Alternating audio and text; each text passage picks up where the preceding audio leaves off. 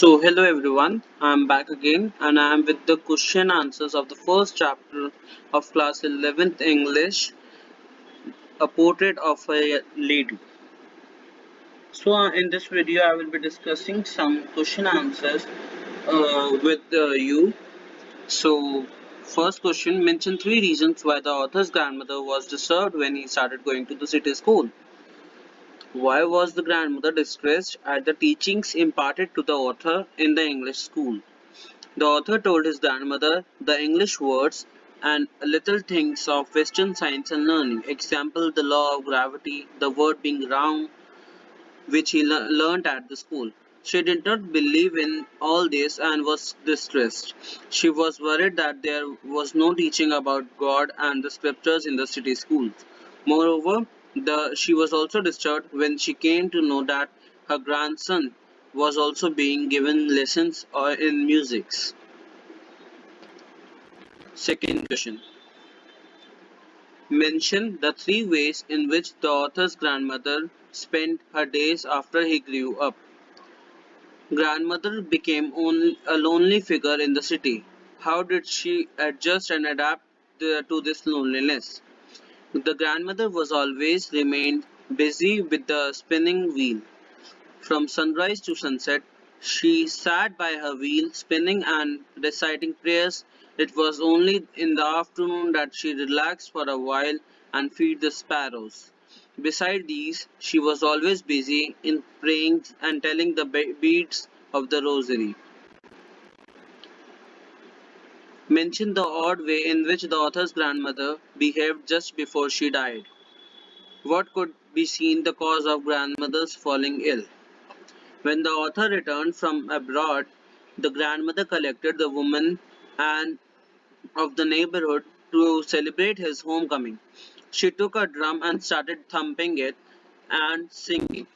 Her family persuaded her uh, to stop to avoid overstraining.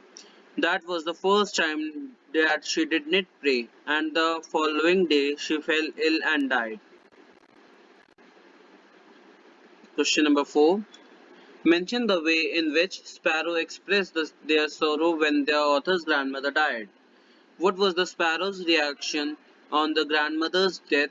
What was this indicative of?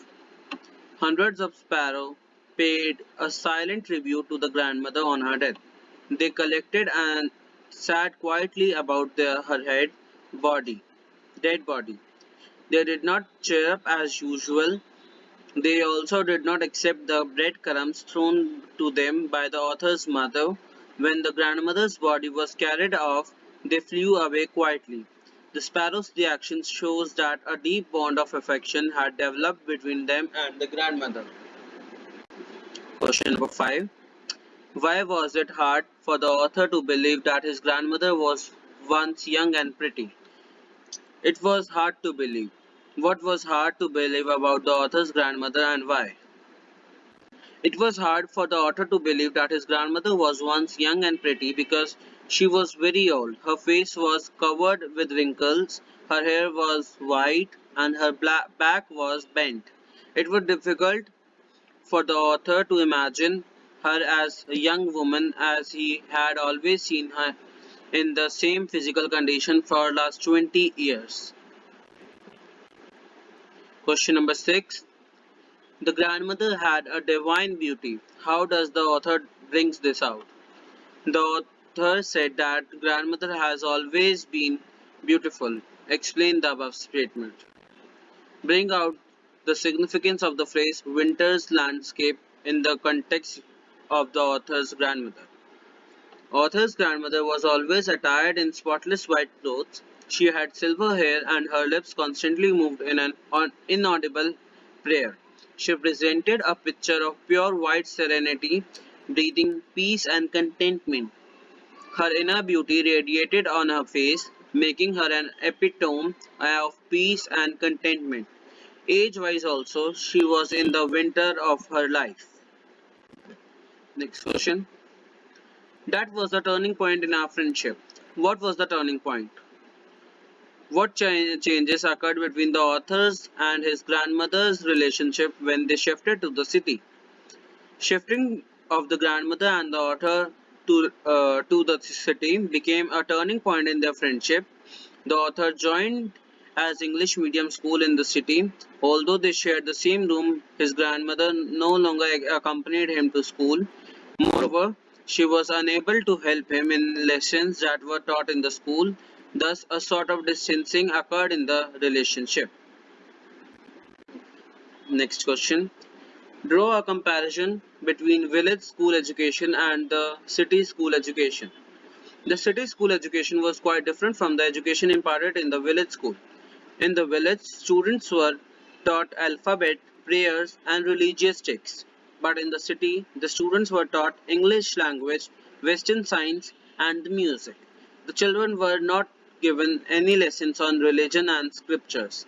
In the village, the temple priest doubled up as the teacher, while in the city, they were specialist teachers to teach different subjects. Next question. What stories of the grandmother did the author treat as fables of the prophets? Why? What type of tales did the grandmother tell the children about her childhood? The author treated grandmother's stories about her childhood and the games she used to play to be as old as the fables of the prophets. He had always seen his grandmother as old as an old wrinkled, chopped woman and could not imagine her as a young child. Thus, he considered her stories about her childhood to be a fantasy and a myth. Next question. How can you say that the grandmother and the author were good friends? What proof do you find of the friendship between the grandmother and the grandson in the story? The grandmother took over the role of surrogate mother to Khushwant Singh when his parents left him in the village with her and moved to the city. She used to wake him, bathe him, and get him ready for the school. She also accompanied him to the village school and brought him back home safely. She fulfilled all his needs. They were constantly together and a support to each other. Thus, they become a good friends also. Next question. What was the last sign of the physical contact between the author and the grandmother? Why did the author think that to be the last physical contact? When the author was to go abroad for the further studies, his grandmother came to the station to see him off.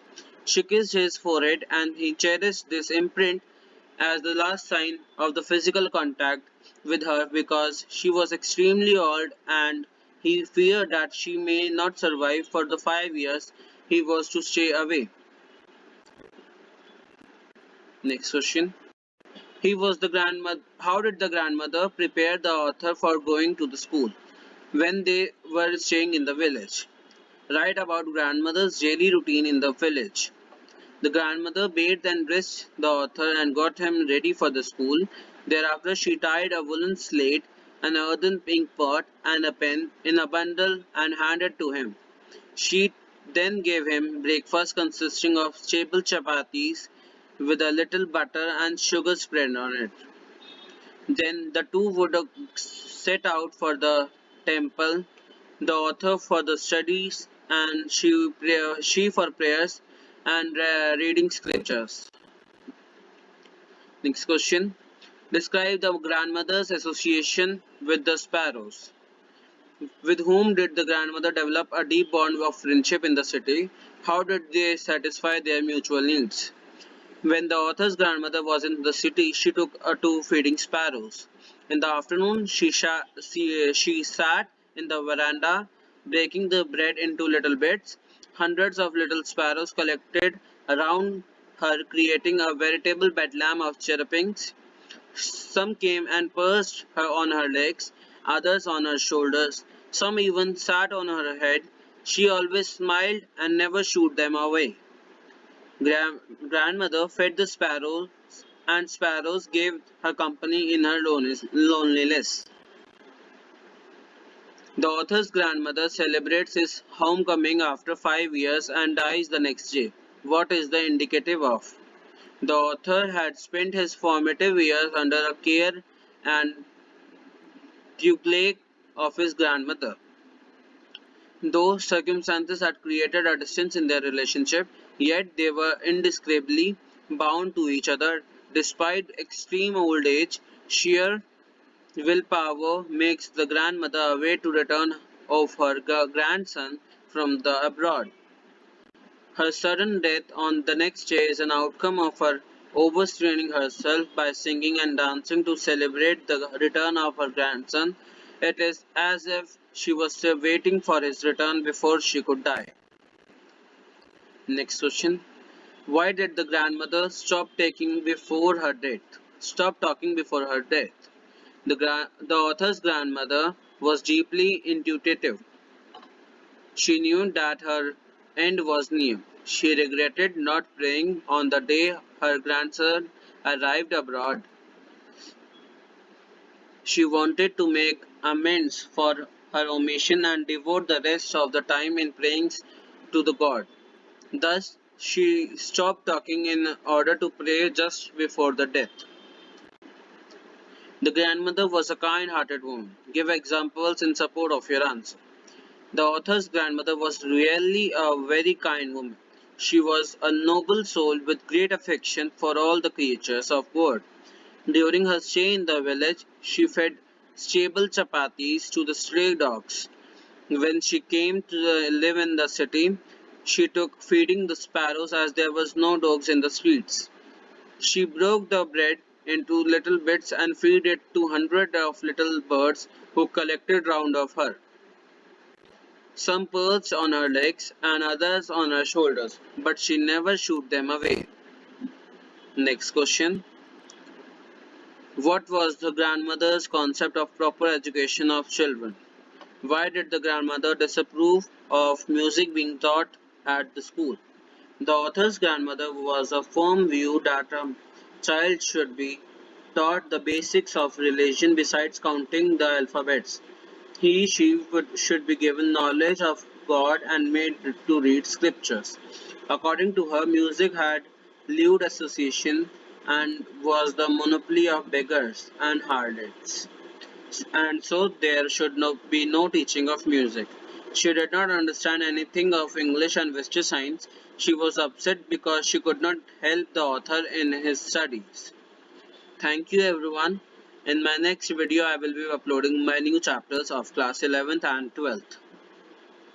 Please like, share and comment.